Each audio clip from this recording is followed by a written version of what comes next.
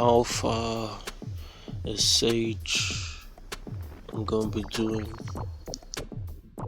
line weight and different shading techniques for the human anatomy simplification. Those are the upcoming videos I'm going to be doing. I'm going to easily show you how you could simplify the human form.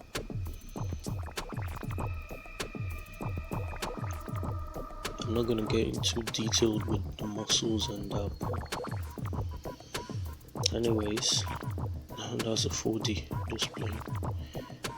Anyways, we're going to be looking at all this with 3D, 2D, 1D, and yes, a dot. I'm going to show you how a dot actually makes a difference in upcoming videos. I'm not even joking. These are different line variations because obviously you need the lines to draw your figures, you need them for your still life. Even paintings have a form of strokes. You should do that more often to help your hand flow.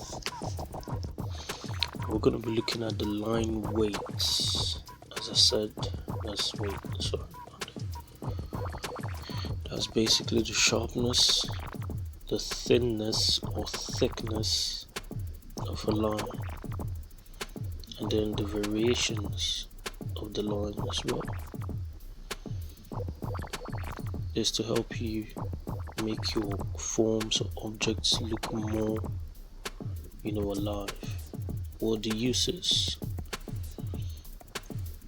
Got thicker lines at muscle intersections. I'll show you that. Soft to hard objects, how they relate. We got lines facing the light source and away from the light source. Inner and outer lines, how they correlate, and we got camera closeness. We're gonna see all of this as we go on. After every anatomy video, I'm gonna show you exactly how to use them. I'll give you different kinds of examples so you don't have to stress about all that.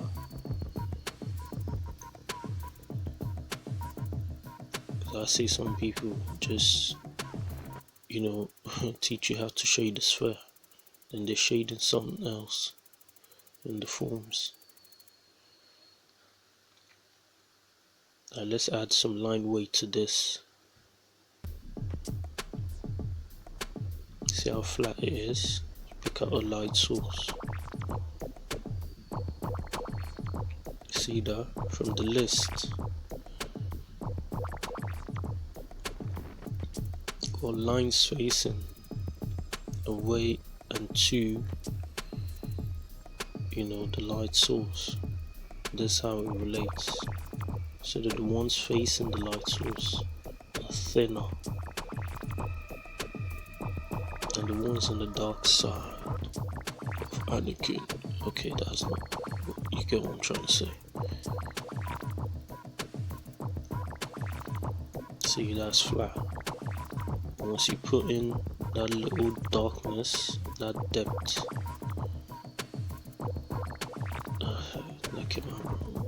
you know what I'm trying to say.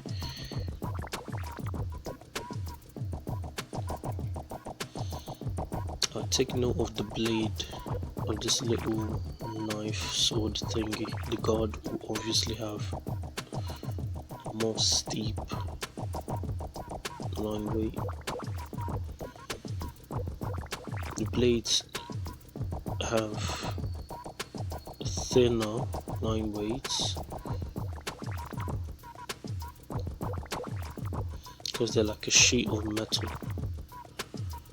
So it's not really an in-depth 3D shape like a rectangle or cuboid and all that. There are other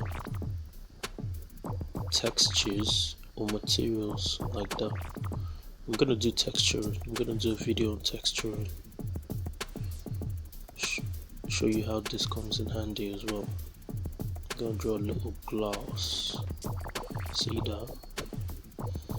Now let's relate it to this rectangular box thingy. I don't know what this is. See that the heavier objects or the more hard objects has a thicker line variation. There we go. Good. Go.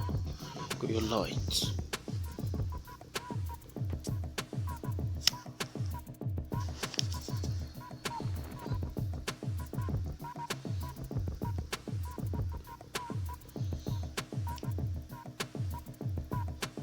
Let's start with a sphere. The usual spherical shading you'd always see. I know it's like a nightmare at this point in time. A lot of people just get lost. It is like a flat out 2D, almost looking 3D anime sphere. Because animes are more flat like.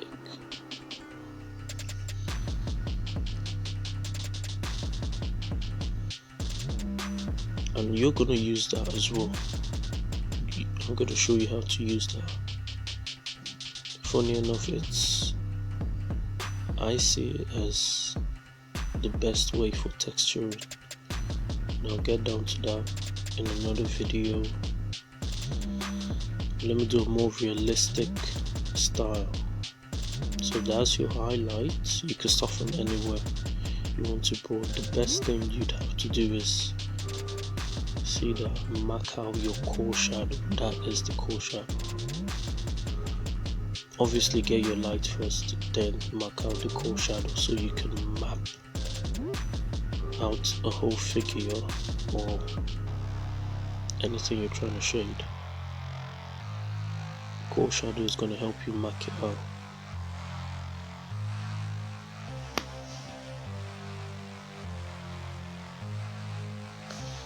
So you pull it out from the core shadow. And take note as well, the line weights. The line in the darker area of that sphere is going to be thicker. As a reflected light. I'm going to show you how that works. It's basically, let's say the light hits an object at an angle. It obviously can't get to the other side, so it forms this cast shadow on itself.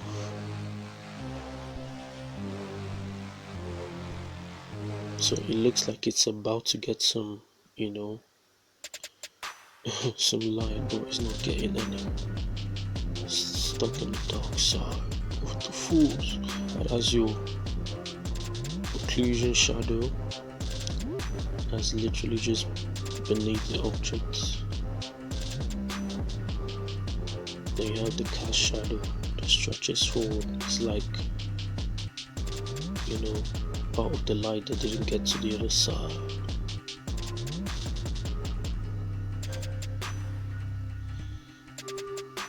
It's like a little angle for getting that. It depends. Because I know in FIFA, you see like a 4-man shadow, cast shadow on the players.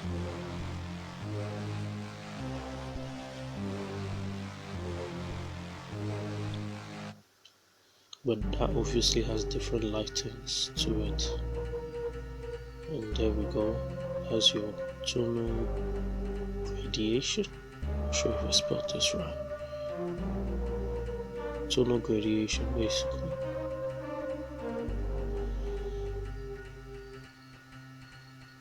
It's better to do this with pencil, by the way. I'm just doing it with pen, so you can properly see. You can see the little shades I already did with pencil, so you could easily blend it out.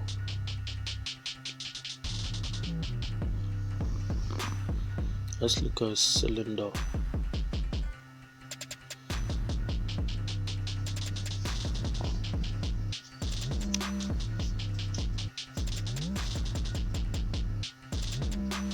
the light source, map it out, line weight,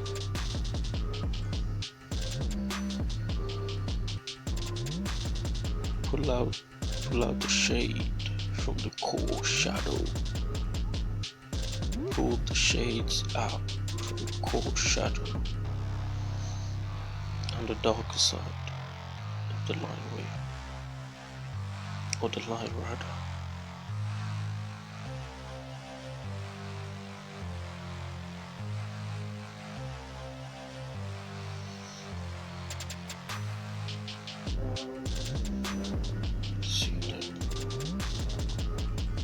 So keep that in mind,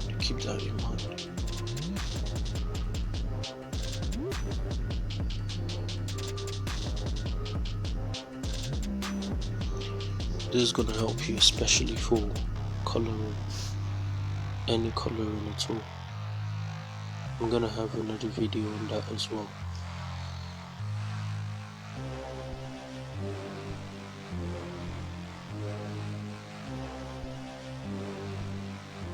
There we go.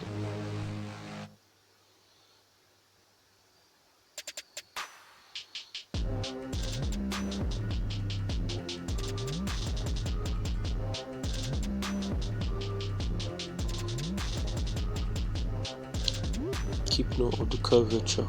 It's a 3D object, so if it's got that curve, you go show that curve. If it's got the bend, the edge, you go show the edges as well. Go to a little pyramid.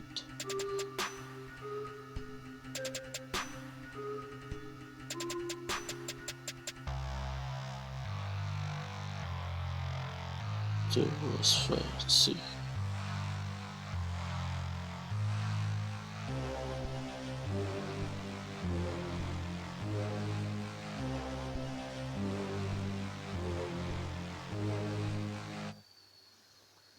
I can see the line weight on the pyramid.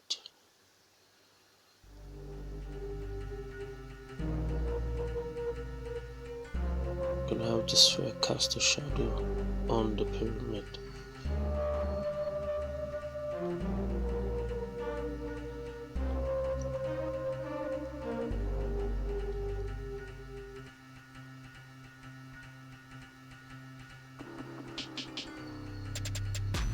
Got a grey area.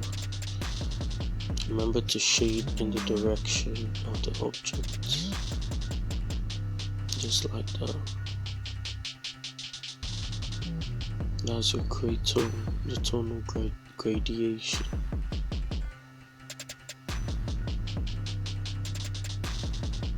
See that? That's another shading technique. Pull it out from the core shadow. Keep it easy. You don't have to go too complicated. Just keep it simple. I'm gonna show you some different types of shading as well.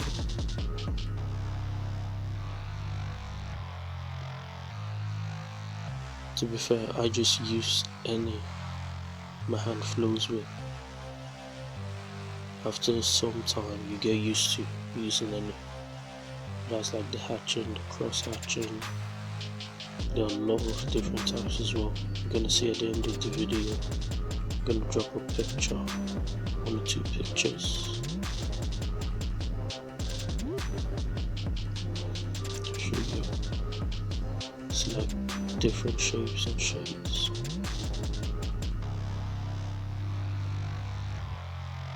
See that? And let me do one more.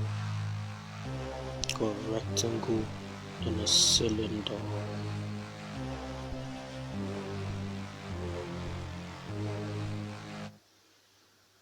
If you notice that little line I draw behind all the shapes, see how light that is?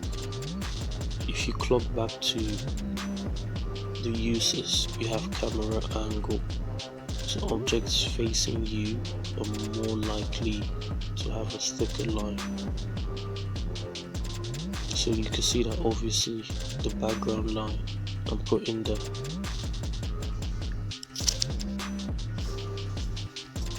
says thinner, and it drags your focus to the main object in front of you.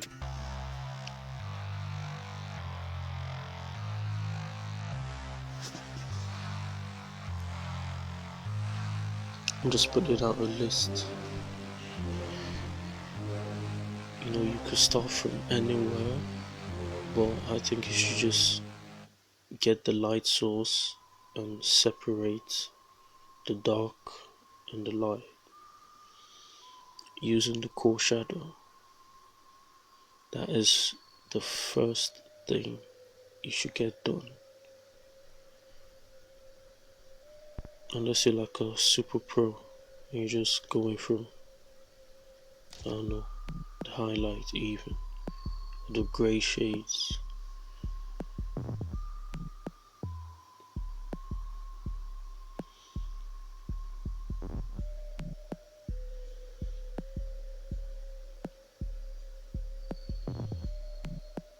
Remember, the heavier the object, the more thicker the lines get,